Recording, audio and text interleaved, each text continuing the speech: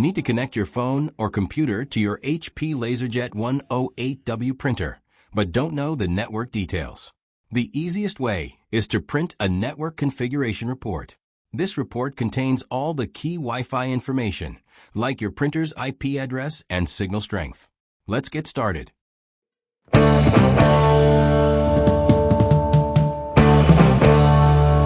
First, look at your printer's control panel.